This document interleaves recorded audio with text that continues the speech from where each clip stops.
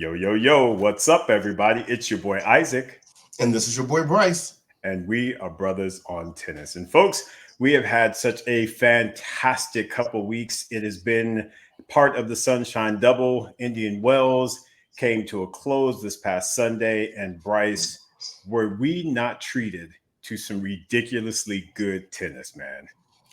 This was an excellent tournament. Because even when you have a really good tournament doesn't mean, oh, just all the seeds followed their path and you just have one versus two in the finals. What this year's BNP Paribas Open had for us, it had upsets, it had some predictable wins, it had rivals meeting each other. It was a really, really good tournament. And so good job on everybody there in Indian Wells for a well-run, beautiful tournament this year. Exactly, man. They did a wonderful job. And, we will kind of recap some of the things that we saw across the entire tournament and talk about the finals.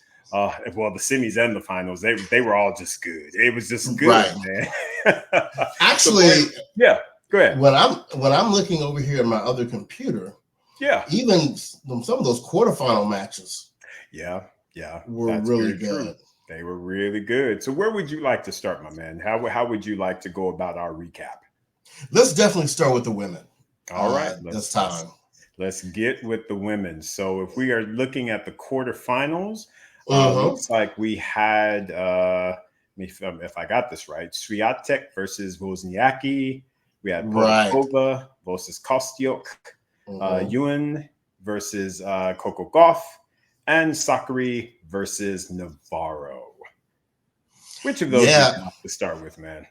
let's start at the bottom. Sakari and Navarro. Yes. And, you know, shout out to Emma Navarro. If you haven't been paying attention, she has been playing some real ball over the last year, really. And she has shown that she has grace under fire, has a great game. You have to kind of put her in that Pagula camp in terms of initially people were trying to say, oh, she's a billionaire's daughter. But you got to recognize she worked it out in college. It's taken her a little bit to get started here in the pros, but she's well on her way. And can nobody tell you better about her than Sabalenka? That is true. Yeah, Sabalenka kind of got up on her, or she got up on Sabalenka, excuse me, in the previous round, which was a major upset in my eyes because I really, really thought Big Sab was going to make noise in this particular tournament. And but yeah, Emma Navarro got a hold of her and said, "Yeah, not today, sis. Not today." Mm-mm. But who apparently watched the match with Sabalenka was Maria Sakkari, and she said, "I got a new coach on my team. We're gonna stop these head issues." And but it was a really good match. 3 sets. Sakkari taking it 6-4 in the third. So. Yes, Once again, I think the importance of this match was for a lot of people to put Emma Navarro on the map for agreed. them.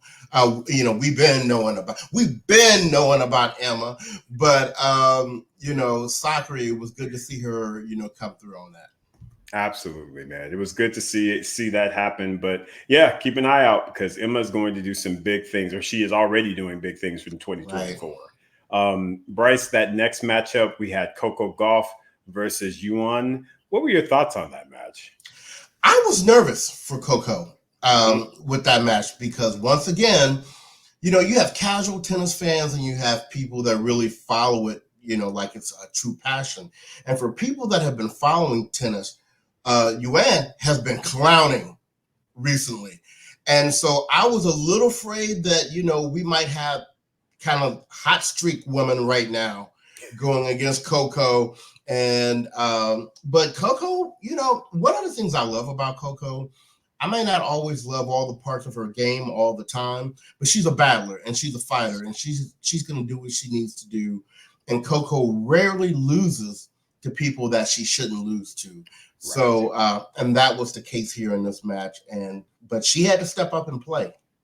She really did. She really did. She had Mertens the round before, who gave her a problem kind of in the U.S. Open last year when she was on her run to that title. And with you on the same thing. She'd been playing some, little scratchy tennis. It wasn't really Mhm. on point like we typically see Coco, but it was her birthday. It was actually her birthday, so she wasn't try and take a L her last day of her teenage years. No, And so she was like, okay, I'm gonna at least get to 20, 20 years old right. with a Hmm. W. And that's exactly what she did on the day. So she showed up and she did what she needed to do to get through that match. She did. Yeah, yeah. And so then keeping it moving, Yep, yep. an interesting matchup, Kostiuk, who is, um, you can't take her for granted at all. Repping the Ukraine strong, known to pull out of a match if she don't like the vibes, you know. But she did end up playing Potapova, Yeah. who can bring it at times. We've seen her, take a couple of scalps, but all she took in that first set was a bagel and fought back in the second, but Kostiuk was not to be denied. Yeah, yeah. She's been having a really, really good run of late, Kostiuk. And she's Mhm. playing great tennis. She's someone that I saw years ago and was like, she's someone to keep your eye out on because I think when she was 17, I believe she played Naomi Osaka in the US Open that Mhm. Osaka won back in 2020 when the pandemic won. And Kostiuk was a tough battle then. And again, she was only 17. She's still a very young lady, has a lot of tennis ahead of her. So I'm actually looking for big things from her. I think that if she can get her mental right, she'll be in the top 10. Yeah, I agree with you. Yeah. And then the last matchup, we had Iga, number one player in the world, against Yes. the previous number one, Caroline Wozniacki. Look, shout out to Wozniacki for making it to the quarterfinals of the BNP. That was an excellent, excellent effort. But this really wasn't going to go any other way, if you ask me. I know she retired in the second set after losing the first set 6-4. But I mean, I even think if she was fully healthy, Iga was going to take this match. Yeah, completely agree. Okay, she's still on the comeback. She's still trying to get her Mm, game back. That's always going to just be a tough matchup. Is Iga right. again? Well, Iga against anybody is a tough matchup, but Apparently. especially if you coming back on tour, yeah, you're going to need to get more reps. And like I said, it showed that. But again, she did have the foot problems, so yeah, it turned out the way it was expected. Right, right. Yeah. So moving to the semifinals, Yes. Isaac, let's just stay up top. You had Iga against the upstart Kostiuk. Hmm. How did you see that one? I didn't see it the way that it ended up. I'll tell you that. Eagle was like, she was shaking the keys before they walked on the court. She's like, I'm opening up the bakery today, sis. I'm opening it up. Yes, we're in Right. full production. Bro, 6'2", 6'1". I was not expecting that type of a route. I mean, again, when Iga's on, we know she can tear up some folks. But Kostiak again had been really playing some good tennis up to that point. So and she's got a big game. So I expected her to bring that big game to Iga, but Right. Iga was on the day and she was like, sis, I'm not having none of you. None. Right. What was Right. your analysis of it, bro? I actually didn't see that match, Okay. but I saw the score and I could play it all out in my mind on how it went. Uh, Look, I think, and we'll talk about this a little more when we talk about the men as well. Yeah. But I think this was a tournament for some people, some players to remind everybody what time it was and who they are. Yeah. And Iga didn't pull the Australian, and had maybe what you would call a slow start for a number one player of the year. Right. But she was like Dorinda Clark Cole, I'm still here.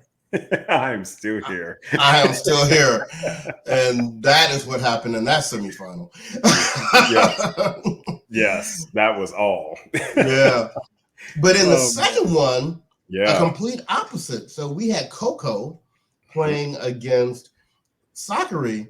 And this was Yes. a true test of potentially what this new coaching relationship was going to look like. Because I tell you Yes. what, I think a previous version of Sakura would have lost this match. Correct. 100%. 100% agree. Yeah, I think that again, having David, and it's funny because when she won the match, that's what David Witt and the others were saying. They were pointing to the head because that's really Yeah, what it is with Maria Sakkari. She's got the game. she It's all a does. matter of can she keep it together mentally to execute the way that she needs to in order to get over the finish line. And Right. that to me is what David Witt brings. He brings a calm, and you haven't seen her doing all the chirping to her box the way Right. that she typically does. Right. And I don't see David accepting that anyway. He's just, Uh-uh. no, he's like, no, sis, we're not doing that. So No. I think that calm helped her to stay focused on her game plan. And again, it really, like you said, put her to the test because Coco came back Uh-huh. and she took that second set. Yep. And again, history, Maria Sakkari would have cracked, and she actually Right. did not. What were your takeaways, bro? Yeah, I totally feel the same, and I'm going to move to the Coco side just for a little bit. Yeah. Of course, we always are like we want Coco to win every match and all of that, but just like how some people were asking us, "Oh, what's going on with Carlos? What's going on?" Look, these people are not going to win every week. Your Right. favorites in history did not win every week, and for Coco, her birthday week, I think this was an amazing result. She made it to the Absolutely. semis of Indian Wells. Okay, Yes. if you don't win, if you're a finalist or semifinalist, that's a good result for you. So I think she had a good week. I think being from Florida, it's going to be a nice roll into Miami Yeah. next week. And I look, we know that forehand ain't changing before the Olympics, so I think she had a good one. But Sakura deserved to win. what I will say, Bryce, is I was very I was very happy with Mm-hmm. Coco in the second set going on because the first Well, set she played that tentative forehand where she's she always did. falling back off the and she got mad. And that's what I was Mm-hmm. like, Coco got mad. And I was like, Yeah. ooh, I like a mad Coco because Coco then Right. started hitting through her forehand and was like, I'm Mm-hmm. not gonna let you pick on me anymore. And Right. she really started lacing those forehand. That's the Coco forehand that Yeah. I want to see going forward. That to Right. me was so impressive, Bryce. And mind you, Sakura really just adjusted her game plan in the third set. But I was particularly pleased with how Coco again hit her forehand in the Right. second set as well as the third set. That to me shows that she can do it. It's a Mm-hmm. mindset. It's her Right. mindset. She's always kind of thinking defensively with that forehand side. And Right. again, she just needs to get mad and just hit it because it was really exceptional to see. That was a great second set. Really was. Yeah, it really was. And I didn't know going into the third who was going to take that match. Same. And I think I was looking a little more at Sakura because I was almost kind of waiting to see if she was going to crack. Right. And she didn't. So shout out to her. So that rolls us into the finals where we had Swiatek and Sakura and Isaac. And I'll just go ahead and say my piece now because I don't need a whole lot of time for it. It went how I thought it was going to go. Yeah. Look, Sakura's mental fortitude could have gotten as good as it could get. Iga was not losing to Sakura in that final. No, she was not. She simply was not. And I agree with you 100%. That to me, because you know how we got on Sakura about always losing in the quarters, losing in the semis. Right. This had nothing to do with that. She, to No. me, played good, really, really good tennis, but she caught Iga on one of those Iga days where she was like, I'm not trying to play around with you. I'm trying to get this title. And that's the Iga we saw. We saw that Iga that had that 37 match win streak. That's the Iga that we saw on Sunday. So like you said, and agree completely, Sakura couldn't bring anything to the court that was going to stop Iga from winning that tournament on Sunday. No, and I'm going to step out here and y'all can talk about me later, but I'm going out predicting that Iga's going to win the double-double, the Sunshine Double. Mm-hmm. I think she's going to roll this right into Miami, say a few words I'm not going to say right now, and keep it moving. I share your enthusiasm for her. The only thing that I will say though is with Miami, of course, the courts are a little bit quicker, which I Mm-hmm. think takes a little bit more time away from Iga. I have not looked at the draws yet to see kind of where people are at. Again, you've always got the whole Big Sab Rabakina thing, Mm-hmm. especially on a fast, hard court. That will be dangerous. But I do agree with you from a confidence standpoint. Iga's like, I ain't scared of none of y'all. Right. Bring what you got, and I'm gonna Right. match you, and we gonna get this thing going. And again, she did the double back in 2022. So Mm-hmm. hey, it ain't like she can't do it. No, There you go. actually, I'm gonna step out there a little further. I think Iga is going to clown now through Wimbledon.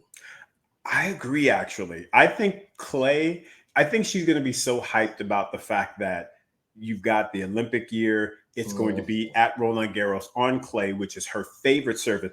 I Yep. feel like she is going into to the clay court season where her mindset is going to Right. be so tight. Right. I agree with you, bro. I think she's going to clown until the grass comes. And I think there's I think there's something else that was good that happened to her, Yeah. which is she didn't win the Australian. Yeah. Because automatically, when you do that, they start talking about Grand Slam, and then specifically in an Olympic year, Golden Slam. Exactly. So she has none of that pressure for this year because she didn't get it done. Right. And Big Sab knows she ain't gonna do it. So I mean, she have a very good year, but she knows she's not about to get the Golden Slam. So come on, we love it.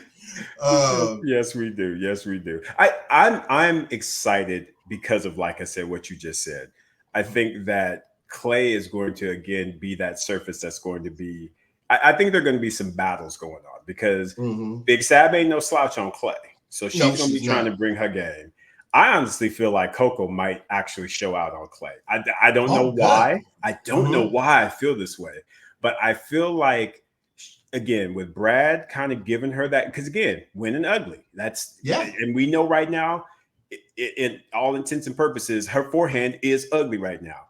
But I think Brad can coach her in a way that she can win. I really honestly believe that they better watch out for Coco on the clay, because again, Bryce, I agree with what you're saying about Iga. I just feel like she's going to clown, but she better watch out for Coco. As weird as that sounds, because she owns Coco. As far as head-to-head goes, she owns Coco.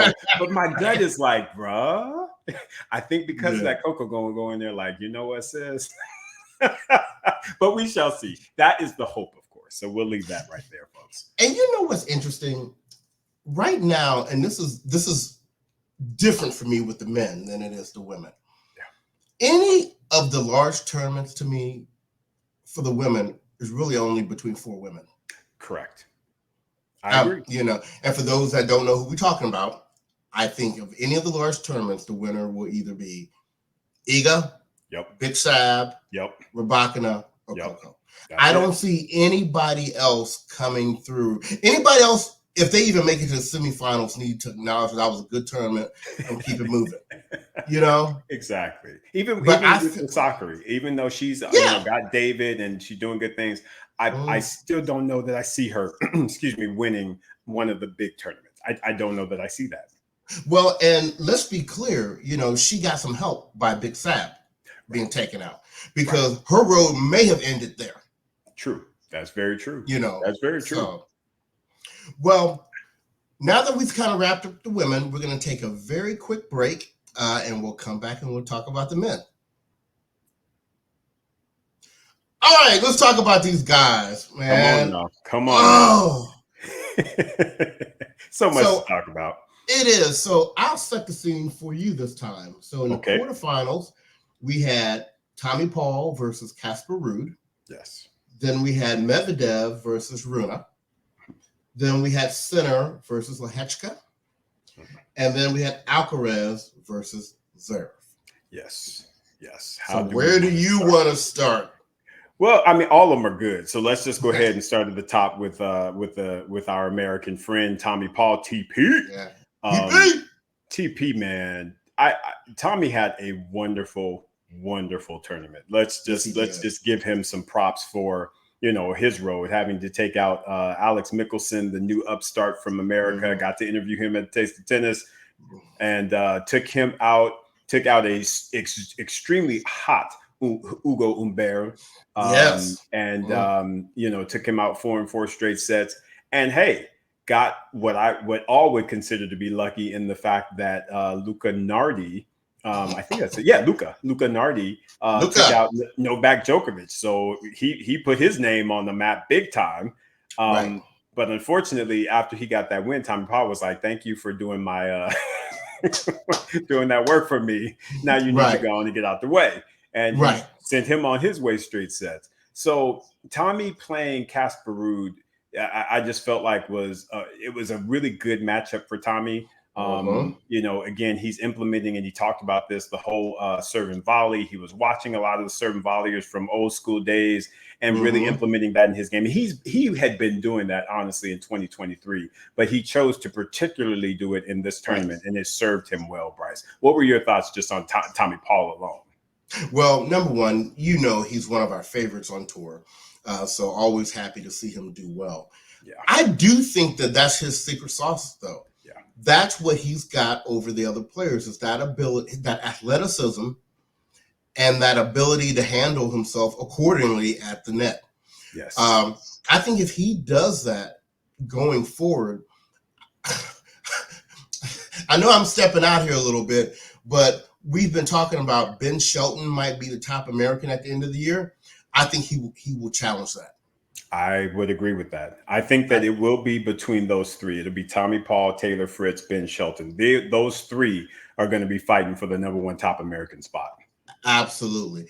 I do think what you said is absolutely true. Luca, thank you, my man, for taking out Djokovic, because I just have a feeling Djokovic would have beaten Tommy Paul. Yeah, I agree. At that point, a lot of the folks that are on the tour, it's mental with Djokovic. Yes. When you get these young kids, and Nardi's only like, 19, 20 years old, maybe.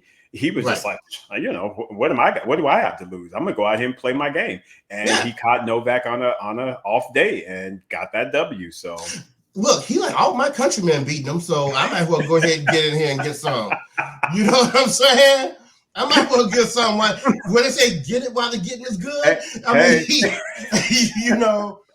he went in there and got up in there, broke Djokovic up so bad, made him pull out of Miami.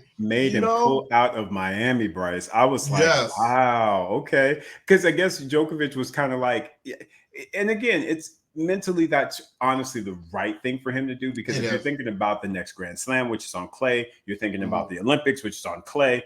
Where should you be if that's your focus? You should be on clay. Why are you worrying about the Sunshine Double? So, lesson learned, he's gone, and there you have it.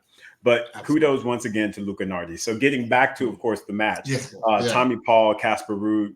Like I said, going into that match, I felt real good about Tommy Paul, how he was playing. And so I was not surprised that he was able to pull that one out. That second set, Casper's like, you look a little hungry, so I'm gonna give you this breadstick. Right. But TP rebounded accordingly and was like, I'm okay. Thank you for the nutrients. Right. How about you, bro? Yeah, I totally agree. And Casper Ruud, he's just one of these kind of players that, you either beat him or you lose to him, right? Like it's, he, on clay, yes, with the kick serve and the topspin forehand, he's a little more offensive. But on the hard courts and the grass, I think it's a little more up to sometimes the other player, how they do. Right. He's not going to make a lot of unforced errors. But Tommy Paul, like we've been saying, implementing, the serve and volley, taking advantage of getting into the net when he could. That was the absolute right strategy for him. That's right. Secret sauce. Yes. So this next one, Medvedev and Rune, we knew that this was going to be a good one. Medvedev, self-proclaimed hard court specialist, and Rune, you just never know what's coming out. Back together with his boy Patrick Mouratoglou. So and it was a good match. 7-5, 6-4. Little drama there when Rune went right at Medvedev at the net, and Medvedev didn't see Yes. when he raised his hand, and then started mocking him with the shorts. And the whole, look, Medvedev is a whole mess, and that is why I love him. He is a hot mess. Good Lord, he is.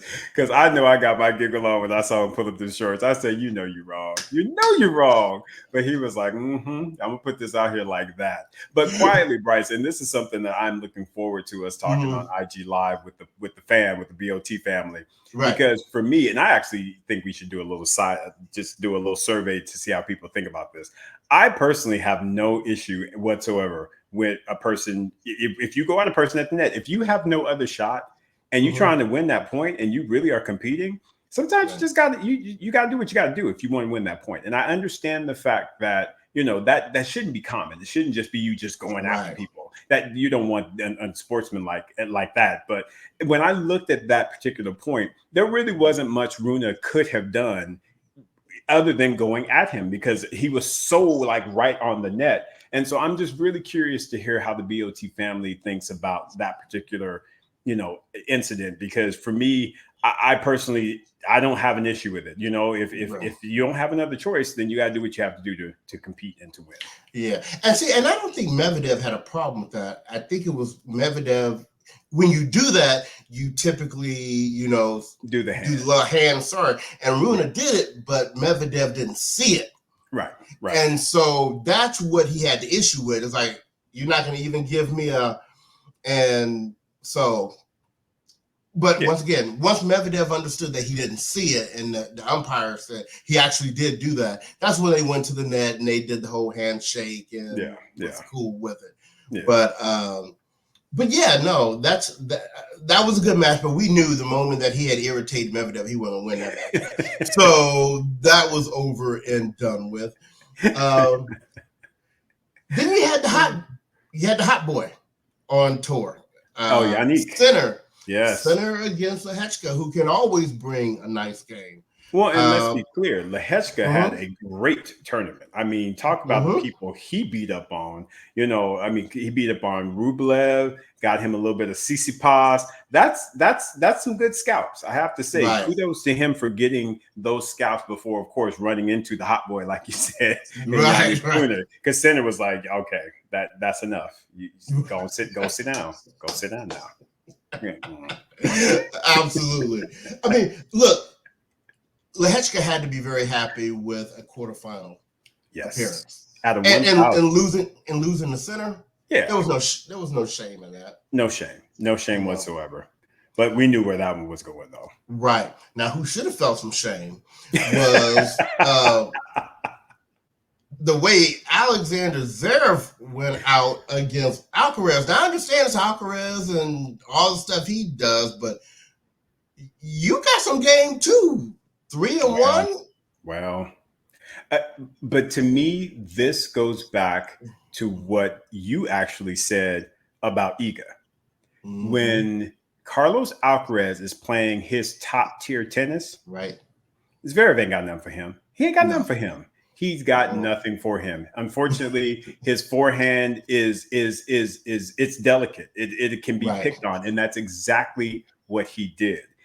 To me, that was Carlos Alcaraz at his best. He was just like, okay, I'm using this as my redemption tournament. I'm getting all y'all fools. I'm getting all of you. And he was like, yeah, Zverev, I remember that Australian Open, and I didn't play you the right way, but I'm going to play you right today. Right. And you know what? And I think out of all of Carlos's matches during this tournament, that was the one where he was clowning him. He did. Yeah. He knew what he was doing. He knew exactly how to play him. Again, while Carlos was over there kind of giving him, because again, he didn't play him the right way at the Australian Open. He was going to his backhand. That's his money shot. That's how that boy got cars, houses, and everything else off that backhand. You need to pick on that forehand. And that's what he was not doing enough of. Yeah. And that is, to me, what he did. Two things. He picked on the forehand, and he did this throughout all of the matches, which we will talk about. He played with consistency. Yeah. He played with that as a mindset that I'm going to set up my shot before I just get wild and go for it. And that to me is the reason why he won this tournament, but we'll get there. Yeah. And just building on that, they talked about in the practices that Juan Carlos, they made him have to hit a couple of shots before he was allowed to pull the trigger, right? Exactly. So how nice was it to see that practice come into play during the actual match? And it really showed up in the result. So Ooh, yes, it did. Yes. So that was that match. right. So let's keep it going. So semifinals up top, we had Medvedev versus Tommy Paul. And I'm gonna just say this. Shout out to Tommy Paul for coming out and giving Medvedev a breadstick, because I was afraid with Medvedev that it was going to be the bakery the other way. I did as well. Yeah. Tommy got out there and showed out. He really brought his top level game and showed me a lot in that first set. I was like, okay, if you can play this type of tennis, you absolutely can get in the top 10, and you absolutely can be the #1 ranked top American for sure. I'm just so impressed with how he looked that first and the second set. He didn't play bad. Medvedev just started doing the Medvedev thing, which is, okay, how do I need to think my way through this. How do I do that? And that's exactly what he did. Yeah, Medvedev was like, you're an American. I laugh at you. You know, silly Americans. Like, really? Come on, man. Like, y'all got me out here. Right, y'all got me out here playing without a flag. Let's get it. So, but no, like you said, Medvedev started doing Medvedev things. And, you know, but it had a chance. I mean, you know, tie break. He had the tie break. But again, Medvedev in those critical moments, that's why he's top 3, top 4 in the world, is because of that. He knows how to play in the critical moments. And again, he's just one of the most intelligent players out on tour. So he's going to do what he's going to do. And like I said, that's what he did in the tiebreaker. And then on, he was just kind of like, and unfortunately, Tommy did have that one little, slight injury to his ankle where he, kind of, so the foot wasn't 100%. He still was, moving fine and everything in the third set, but still, when you have something that's not 100% against a Medvedev, it's going to be tight on you. Yeah, that's why in the third set, Medvedev was like, come rest your ankle on a stool in this bakery.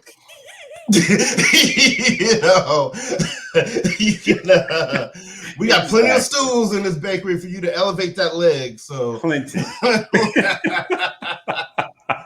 Oh my gosh. So anyway, we moved down to the other semifinal, which was what everybody was waiting for. The rematch of Alcaraz and Sinner, what everybody is thinking is going to be the rivalry of the next generation. Oh my and God. I'm gonna tell you what, Sinner, same thing, came out and was like, we gonna just continue what we've been doing. And Alcaraz was like, no, we not. No, we're not. And Sinner took that first set 6-1, gave him a breadstick, but then 3-2, and for Alcaraz in the second and the third, and he looked so good doing it. Oh, Bryce.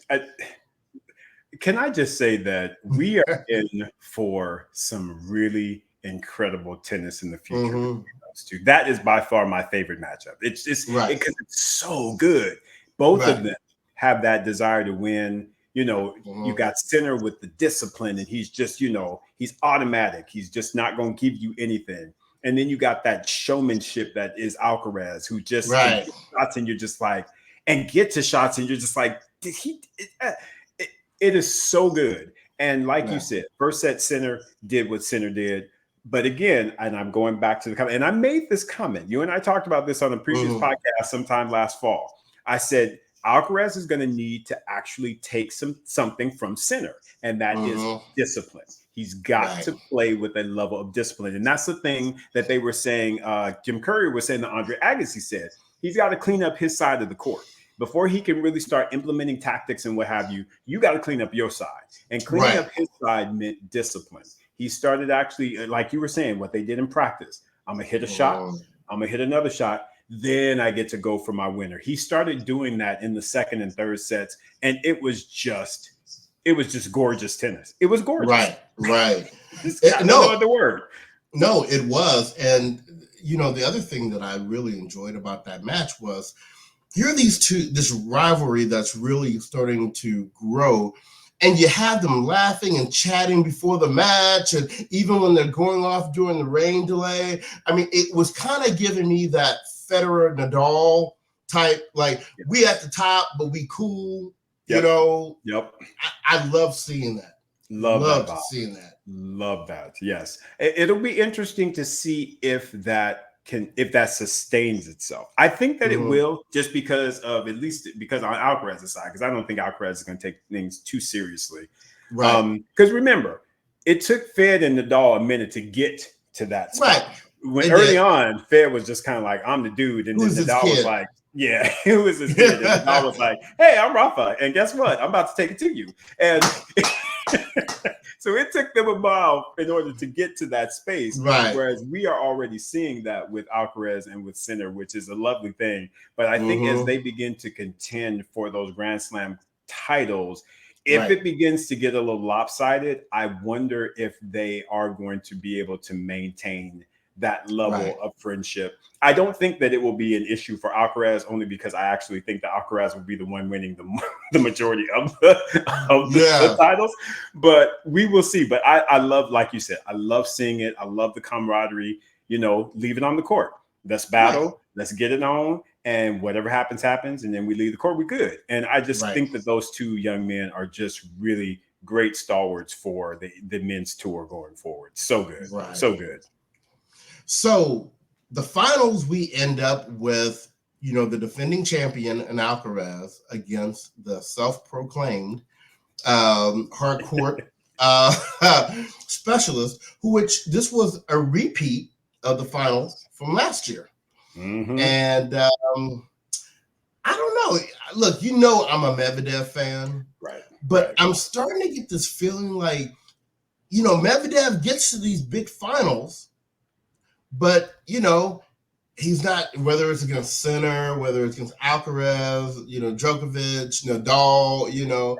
I mean, he's got the one big win at the U.S. Open, but, you know, is there a concern there that he's not getting it done in the finals? Or is it just a matter of he's just always coming up against somebody who's just maybe a little bit better?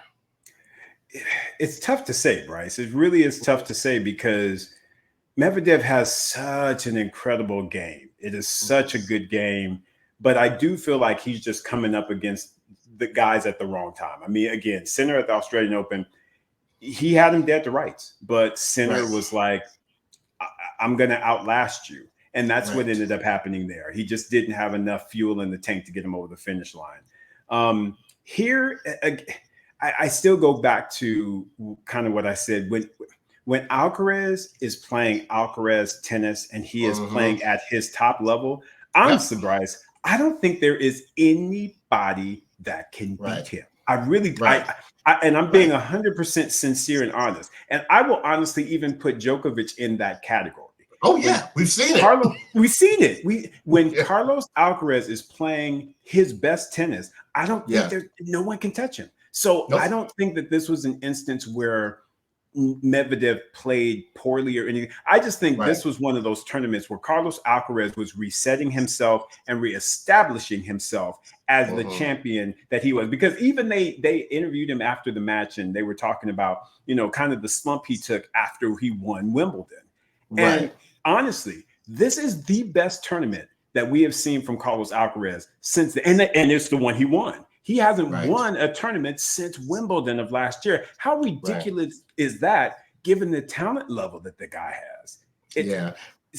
So no, Medvedev, I personally think he just got very unlucky both at the Australian Open and at Indian Wells here, because Sinner and Alcaraz were just not to be played with on those days. What are your thoughts, bro? And I agree with everything that you said. What I'm going to be very interested to see is if we don't even have a repeat of what happened last year. You know, Medvedev wasn't as vocal this year, but we know he feels that the Indian Wells hard courts are too slow. And like you were saying earlier with the women, last year when he got on the faster Miami courts, he won the Miami title last year. So if he's playing well enough to make it to the finals on these slow courts he doesn't like, Miami might end up being the first tournament he's ever repeated. I agree. Yep. Going into it, given his form, again, unless Carlos is just out of control, still on his run, I personally think that Medvedev will win Miami again. I really, really do. Even with Sinner and his hot streak and all of that, I think that if he can again get Carlos on maybe a 90, 96, 98% day, I think he can win. But if Carlos is playing 100%, he's not going to win. Right. So I haven't looked at the draw either, but I actually think it would be better if Medvedev lands on Alcaraz's side of the draw. Okay. Because I like his chances in a final against Sinner. Right. Yeah. Right. I agree with that. And I know we're making a whole bunch of assumptions saying that that's what would happen, but just going by seedings, right? That's my thought. So I agree with you, brother. So Alcaraz defends, and wow, just an absolute wonderful tournament. Yes. We had a great time while we were there. But before we get into that, let's give a quick shout out to some of the other winners. Oh, got to. Yeah. So let's start, Isaac, with the men's doubles. Yes. How about Koolhof and Mektic getting a title over Granollers and Ceballos? Man, that was a great final. It really was good. But I tell you what, man, that might be the new squad, quite honestly, that folks need to be watching out for, because Koolhof and Mektic, they played tennis, bro. They looked good. They did. And you know what I think the difference was? What's that? That Mektic did the interview with you at the Taste of Tennis, and he got hyped. I thought that was the difference. He got hyped. He was like, let's go get it. They were playing Mary in the practice. They were like, go get it. Go get your blessing. That's right, sir. Go get it. Shoot. Yeah, they got out there and they straight up clowned. It was a really, really good match. And so shout out to Koolhof and to Mektic for lifting one of very many titles that I think that they will have in this season. That's for sure. I agree with you. So moving to the women, we had, I'm going to definitely let you talk about this because that's your... Pop. Pop that collar. Shea Sway. Yes, y'all. Shea Sway, my favorite doubles player in the world. I love her. She is the best. She, like I said, she is playing part-time tennis and is like taking just scalps. I mean, she winning Grand Slam. She's winning 1,000. Elisa Mertens is with her. And Bryson, we even saw her right before the tournament. She just kind of came leisurely walking in the credentials. You know how I just love everything about Shea Sway. Just her little walk, and nothing is just a priority. She's just kind of like, yep, I'm here, right? And I'm taking names. I'm scalps. It's crazy.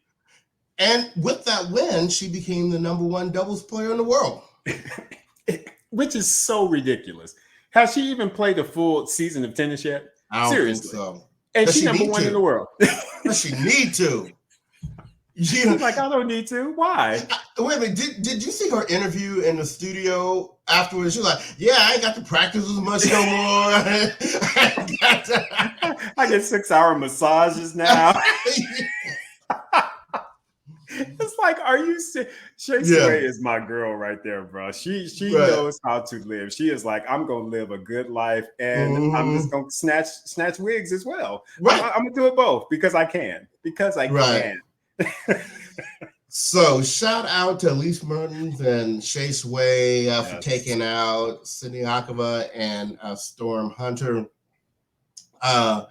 But the thing that I was most excited about, and we had this conversation on our show. Okay. The BNP Paribas did an exhibition of mixed doubles this year. And I had asked that question with the tier ones, but they're starting to have more men and women at the same tier one, would we start to see mixed doubles? And they had a time there in the mixed doubles tournament. And my favorite doubles player on the men's side, Matthew Ebden, said, don't bring out no new doubles event and think I ain't gonna win it.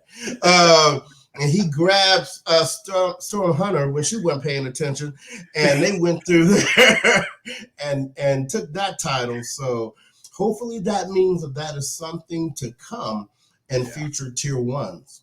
I sure hope so, because again, mixed doubles is awesome. I mean, doubles is awesome. I don't think that of course it gets all of the visibility that it should, but mixed doubles is incredible. And those two Australians, come on, man. They are always going to be in the mix as it relates to getting titles. That's for sure. Hashtag watch more doubles. There you go. So, Isaac, as we wrap up this episode, any final words you have about the tournament or about our time there in Indian Wells? Yeah, man. Just shout out once again to all of the folks that we met at Indian Wells. It was really, really a tremendous tournament this year. The folks that we met, the folks in the media, the folks that showed us around, just the grounds. I mean, everything was done in a very, very good fashion in 2024. So just again, shout out to all of the folks that we met. Thank you for allowing us to do what we do there on the site. It was a lot of fun. How about you, brother? What about you? Yeah, shout out to the pre-events as well. Taste of Tennis. We love everyone there at AYS Sports. That was an amazing event. Hopefully everyone enjoyed the interviews we did there on the green carpet. Desert Smash is always a chill day and a good day there. So hopefully you saw our footage there from their green carpet as well. Some of the behind the scenes series pieces that we shot. We just felt like it was an incredible week, and we look forward to hopefully being able to do that again. So absolutely. With that, we have a bunch of people waiting for us on the IG Live. I see my text messages going off on my phone like, where y'all at? So with that, we're going to go ahead and close this one up. On behalf of the podcast, this has been your boy Bryce. And this is your boy Isaac. And we are Brothers on Tennis. Everyone, be well.